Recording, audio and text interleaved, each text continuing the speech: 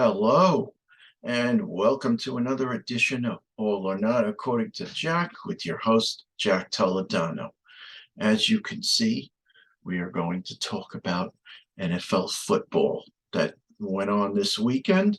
And first thing, we're going to start off with the Mexican word of the day. And what is the Mexican word of the day? Dallas. That was the last game the Cowboys will play this season. Dallas. But that's basically the premise of this little discussion. So we're going to talk about the games that happened this weekend, but we're also going to talk about something of a rant, even though I'm wearing my giant blue. I'm wondering why is it Dallas that's being picked on for having lost last night. So let's start with the Saturday afternoon game. So it was the Kansas City Chiefs and the Jacksonville Jaguars, a game that I think was closer than it should have been. Of course, Patrick Mahomes took a bad tackle and twisted his ankle, and that looked pretty painful. So he sat out for parts of the game.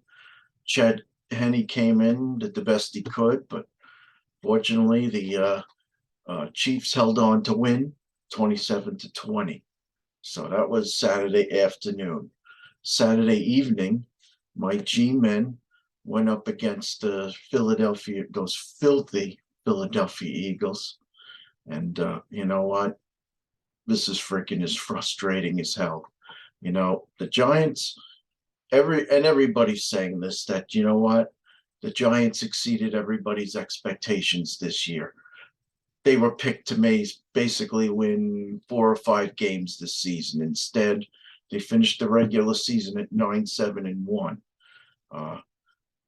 So basically, the way I see it, they made it to the playoffs. They kind of stepped up a notch. So you know what?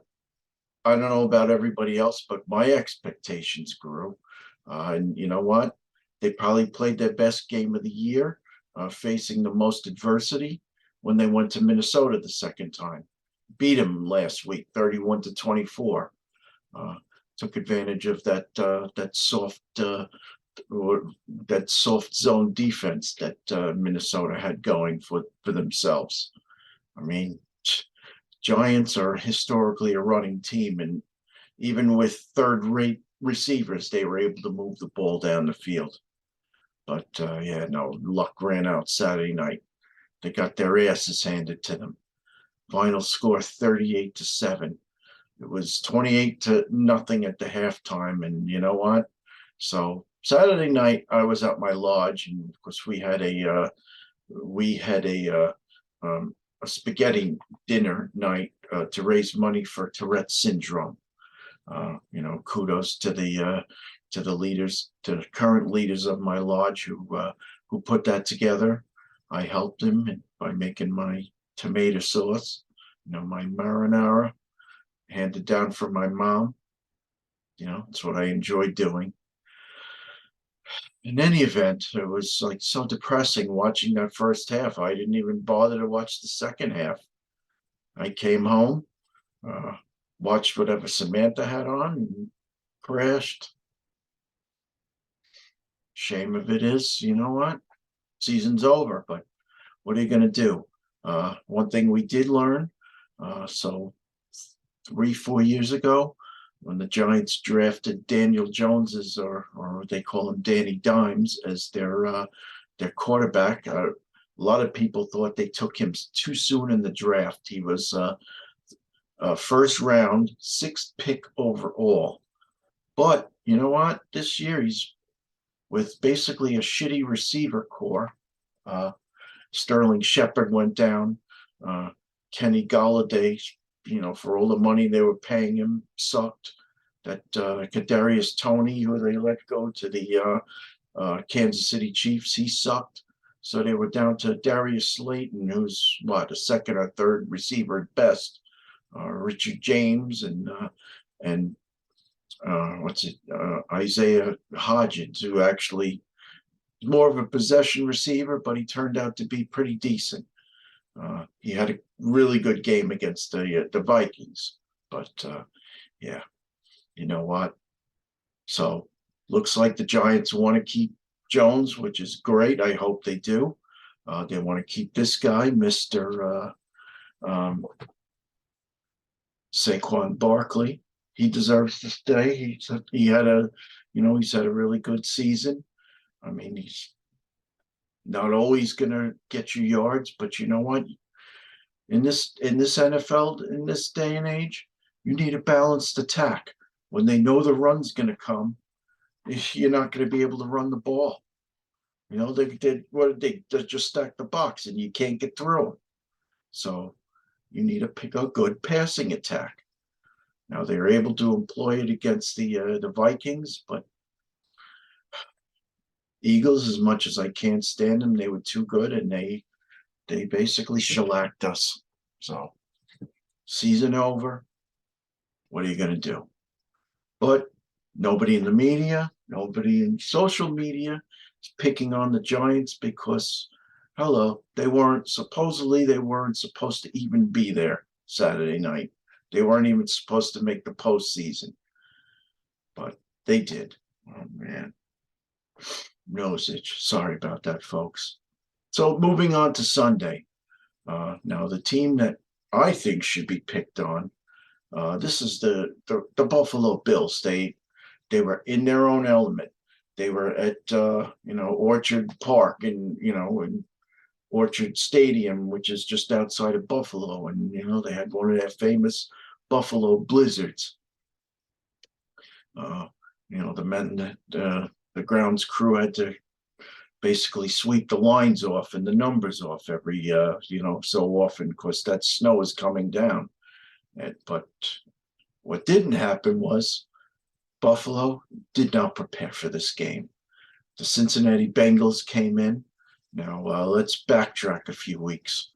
So we had the game where they were in Cincinnati, trailing 7-3, and Damar Hamlin, safety of I think he's a safety. I know he's a defensive back. Took a hit by one of the, legal hit by one of the Cincinnati Bengals, and he lost consciousness. They had to cart him off the field, had to take him to an area hospital. He was on, I guess, life support, but fortunately he pulled through, and fortunately he's getting better. But you would think that this would motivate the Bills. So last Sunday, they barely got by the Miami Dolphins. A decent team, but not a world beater. But yet they beat him 34-31 in a game that I thought was too close. So what happens this week? Cincinnati comes in, wins the coin toss, marches the ball down the field right away, takes a 7-0 lead. Buffalo punts. Cincinnati gets it back, scores another touchdown, 14-0, and already you could tell this is not looking good. So Buffalo finally gets a touchdown, 14-7. Cincinnati basically stuck it right down their throat, immediately made it 21-7. I'm like, shit, this game's over. This team, this is not a competitive game. So they never trailed in this game. Final score 27-10. I mean, come on. It's like they just didn't show up. They were not prepared. Whereas the Cincinnati Bengals, you got to give them all the credit in the world. Joe Burrows played a freaking great game. They beat him every facet of the game, so they earned their way. And also the stipulation was that if it was going to be Kansas City versus Buffalo, they would have played at a neutral site because they never finished that Cincinnati Buffalo regular season game. So we never would have known if they would have won the tiebreaker against Kansas City or not. So it would have been at a neutral site, but that's all negated now because Cincinnati won. So Cincinnati will head to Kansas City next week. So the last game last night, which ironically I thought it was probably the best game of the weekend, believe it or not. Everybody, and not that I'm defending Dallas, everybody, they're basically, it was explained to me that because they're America's team, they're getting picked on. Everybody, everybody wants to like stick it in Jerry Jones's ear, so to speak. Um, so I mean, the final score was 19-12. Uh, you know, Problems with their kicker who missed four freaking extra points last week in trouncing Tampa Bay. So this week missed an extra point. So another drive, they didn't want to chance it with their kicker, so they went for it on fourth down and turned it over on downs. But later in the game, he did kick two field goals to help him get back in the game. Uh, there, and so who was it? Micah Parsons, Dallas Cowboys defensive back. So he went in the media and he started criticizing Dak Prescott and the Dallas offense. It's basically saying we held up our end of the bottom and our end of the bargain. Why didn't you guys? If you had held up your end, we would have won. You know, that's in bad form. I'm sorry. Cowboy fan or not, you don't throw your teammates under the bus in the media after a tough game like that. You know, we could have easily thrown the Giants defense under the bus against the Eagles, but you know what? They You can only squeeze so much blood out of a stone. You can only teach so much. It's like me, for example. You could train me as a boxer all you want. There's no way I would have ever beaten Mike Tyson in his prime. It's just the way it is. Talent is talent. Uh, so that I thought that was a mark against the Cowboys. Keep that shit in the locker room. But and not for nothing. So the 49ers, a team who I'm not really fond of, and several years back, 2011, well, I'll talk about this after. So the 49ers had two interceptions, played great on defense. Um, Even they made a major mistake at the end. They're trying to run the clock out and make Dallas use up its timeout. So what is their it wasn't Christian McCaffrey. It was the other guy, Mitchell, I think his name is, the second string running back. He gets the first down, goes around end and gets the first down, which I thought was great. Then he runs out of bounds. Got to slide, dude. You slide there, and there's a chance that Dallas only gets the ball back with maybe 10 seconds, if that, but not smart, not good clock management by either team. But Dallas, they were way back in their territory. They didn't have any of their timeouts. They on the very last play, it's the most bizarre uh, setup on the field. The way they lined up, most bizarre thing I have ever seen. They basically put a running back as the center, but so he was declared ineligible. Both the tackles and the what the hell are they? The tackles and the guards, they were split out, out. So I guess to make a weird formation, but so Prescott throws that pass like it kind of into the flat there. Guy gets tackled right away. Game over. But so now that brings me back to the 49ers. So every conference championship week, I go hang out with my Lodge brothers of Rockville Center, and they host the conference championship games every year, which is very cool, and nothing cooler than 2011 when it was the Giants against the 49ers. And you know what? The Giants were, again, big underdogs, but they they have a knack for winning some games on the road. And they managed to pull that one off. I mean, Eli Manning took a real beating, but they beat him with a field goal to end the game, and it was a thrill and a half. So this Sunday, I'm actually going to be rooting for the 49ers to get rid of those filthy Philadelphia Eagles because the fuck wants to see them. Bye, Eagles. Praying. So that was the week in football. It was a fun week. Sunday's going to be very fun. So the first game, it will be 49ers at the Link, as my cousin calls it, where the Philadelphia Eagles play. My cousin and her husband are Philadelphia Eagles fans. Imagine that. So we have this. So we have this football rivalry going in the family.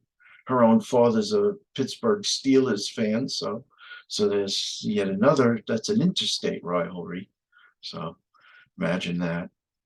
I just want to freaking be able to say that Big Blue can beat them once in a while. Fortunately, we did split with the Eagles the last 2 seasons, but not this year.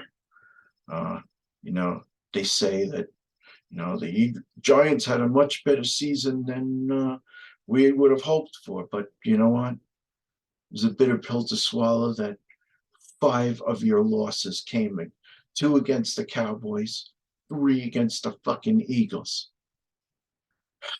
What are you going to do? This is Jack Toledano for All or Not, according to Jack. This was the weekend in football. Covering the divisional playoff games. Hopefully next week I'll be back to cover the conference championship games. And here's a little joke for you. So when the Giants won the Super Bowl after the 2007 season, that miracle win over the then unbeaten New England Patriots at 18-0, Giants made them 18-1. Well, a couple things happened. It was Sue's birthday that day. Sue was a February 3rd birthday, and the Super Bowl fell on her birthday. So not only did I buy her a gag gift, I bought her an Eli Manning jersey. She's so not into football. But I also put a giant bumper sticker on my front window, and where it still remains to this day. She's still bitching and complaining. Got that bumper sticker off my front window. I did get her another gift, so don't say I'm a bad husband just yet. So this is Jack Toledano with this NFL rant. Hate the Cowboys, but wonder why they're getting picked on so much. Let me know your thoughts. Have a good one, folks.